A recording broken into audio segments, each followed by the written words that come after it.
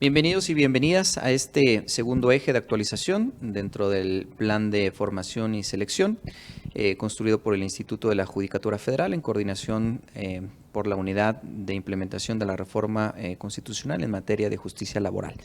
Tenemos la presencia del maestro Morales, secretario técnico del Instituto de la Judicatura Federal, para hablar de un tema de nueva cuenta importante en la construcción del marco normativo en la reforma en materia laboral, la función registral. Empezaría por preguntar al maestro qué podemos entender o qué papel juega la función registral en todo este andamiaje jurídico. Muchas gracias por la invitación nuevamente, Oscar. Bueno, como bien es sabido, una de las cuestiones más importantes de la normatividad en materia del trabajo referida a las organizaciones de trabajadores y de empleadores tiene que ver con el procedimiento de registro. Entonces, antes de la reforma constitucional en materia de justicia laboral, esta función registral era una función que se le encargó a las juntas de conciliación y arbitraje en sus diversas competencias federal y local. En ese sentido, los sindicatos que se formaban y que estaban vinculados con una actividad que se entendía en competencia federal, llegaban a la Junta Federal a realizar su registro o solicitud de registro y en materia local a las propias juntas locales. Obviamente esto ocasionó, como bien sabemos, que existan registros y solicitudes de registro en ambas autoridades. Al amparo de la reforma constitucional del 24 de febrero del 2017, como bien sabe, uno de los cambios paradigmáticos fue el cambio en la administración de justicia en materia laboral, creándose los tribunales laborales, ¿cierto?, para la solución de controversias entre empleados y trabajadores.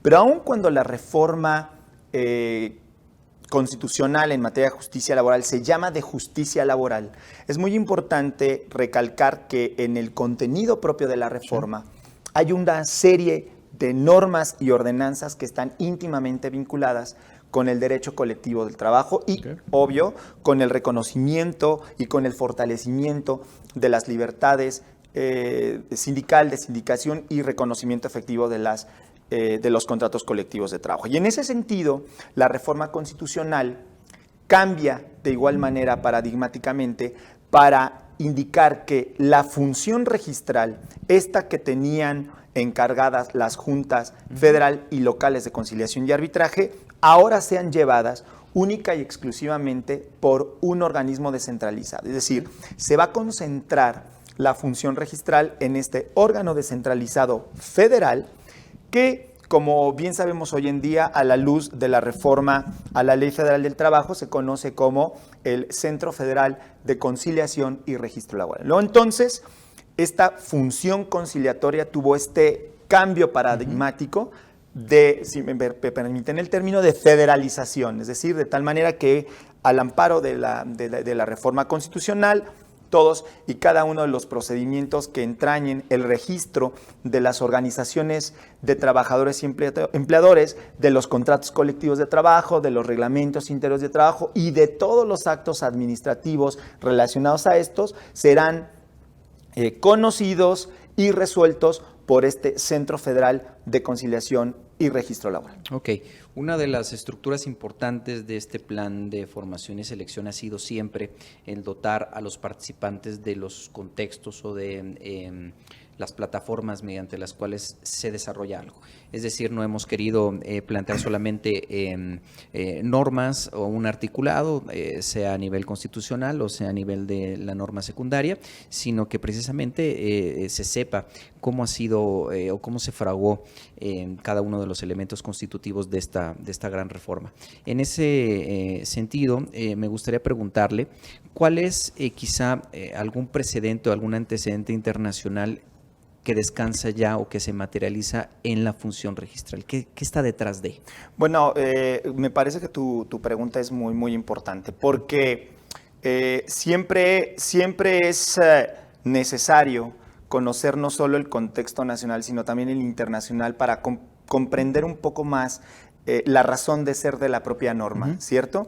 Y justo es el convenio 87 de la Organización Internacional del Trabajo que aborda sobre la libertad de sindicación y la libertad sindical, que nos establece una serie de principios y reglas que tutelan, enaltecen, fortalecen a estos principios de libertades sindicales y de sindicación en todos y cada uno de los estados partes de la propia Organización Internacional del Trabajo y que además se traducen en principios y derechos fundamentales en las relaciones laborales. Entonces, este convenio 87 en esas directrices establece concretamente que en el tema de la personalidad jurídica de las organizaciones de trabajadores y patrones, todos los estados partes deberán establecer, al amparo obviamente de su soberanía y al amparo de sus condiciones propiamente internas, todas las reglas que permitan a estas organizaciones sindicales obtener la personalidad jurídica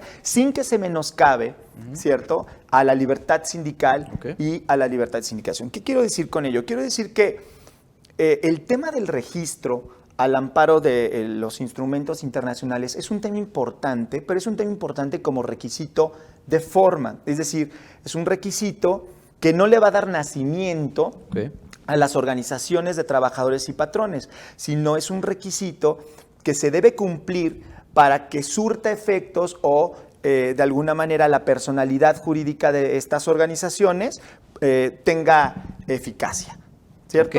Entonces podríamos quizá hablar de que tiene efectos declarativos, pero no efectos constitutivos como tal. Es correcto. De hecho, ha habido una serie de discusiones dogmáticas, teóricas, con respecto a cuándo es que nace el sindicato para la vida jurídica, es decir, cuándo es que nace la personalidad jurídica de las organizaciones de trabajadores y empleadores.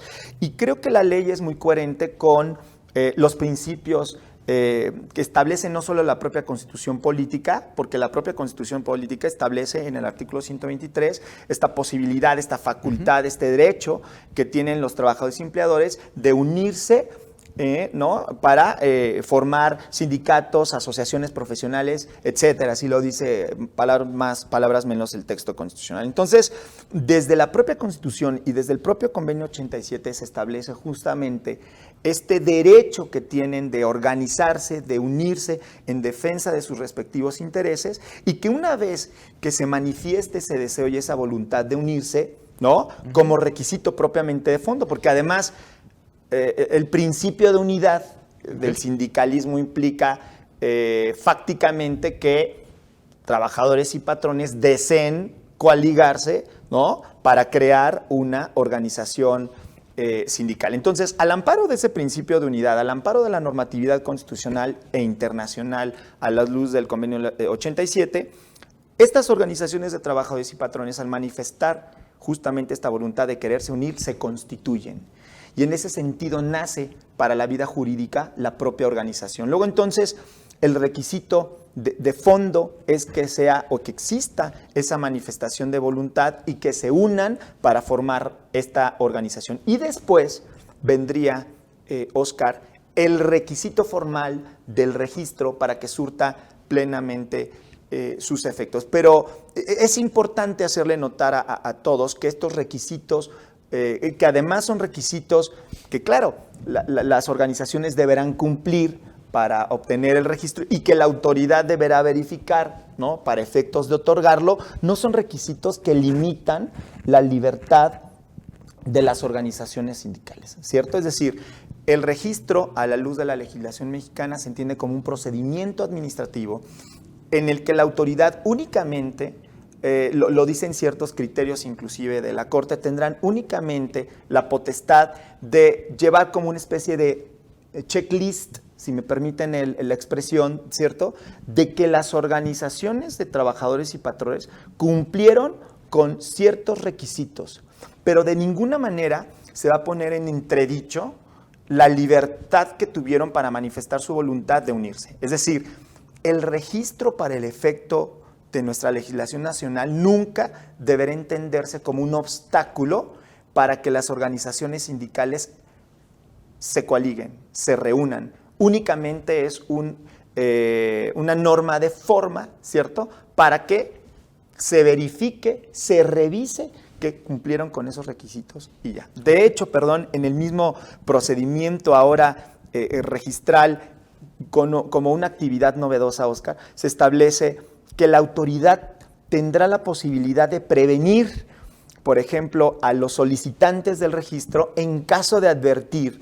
alguna cuestión que pudiera desembocar en la negativa del registro. Es decir, queda claro entonces que la libertad de los trabajadores y los patrones en crear un sindicato va por encima de este criterio formalista, ¿cierto?, de cumplir cabalmente con todo lo que señala y establece la ley, ¿no? Ok, creo que sería aventurero y aparte riesgoso suponer que podríamos tener un marco jurídico que no estableciera absolutamente nada, ¿no? Se tiene que establecer un mínimo, lo diría así, un mínimo para que después se puedan potencializar o maximizar derechos, que es lo que acaba de comentar. Y finalmente, una pregunta para culminar con esta cápsula en el sentido de que a partir de este registro, ¿qué podríamos decir sobre los gremios? ¿Qué pueden obtener una vez que están registrados? Al final del día se obtiene ese registro y de manera muy breve, ¿qué podríamos obtener o ellos qué deberían de saber con respecto a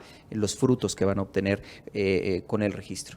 Pues bueno, creo que esta pregunta la pudiéramos dividir en respuesta en dos grandes partes. Por un lado, creo que en este caso la autoridad va a tener dos grandes tareas en el tema del registro. La primera va a ser una tarea de concentración, de verificación, que todos y cada uno de los registros existentes, ¿cierto?, sean registros que cuenten probablemente con un expediente, que cuenten con toda la documentación que la propia Ley Federal del Trabajo establecía antes de la reforma, para que justamente se dé certeza no solo a las organizaciones de trabajadores y empleadores, sino a la sociedad misma, de que los sindicatos obreros o patronales son sindicatos constituidos en cumplimiento de la ley laboral. Esta sería, yo creo, que la gran primera tarea de la autoridad. Pero la otra tarea tiene que ver con los nuevos registros, ¿cierto? Y entonces la Ley Federal del Trabajo, ahora al amparo de la reforma, como lo van a observar a lo largo del desarrollo del tema, ha establecido una serie de reglas, principios, instituciones jurídicas que deberán cumplir no solo las organizaciones de trabajadores y patrones, sino también la autoridad, para darle a todos la certeza de que esa organización sindical o confederación o federación, ¿no?, se formó, se integró como se integran todas.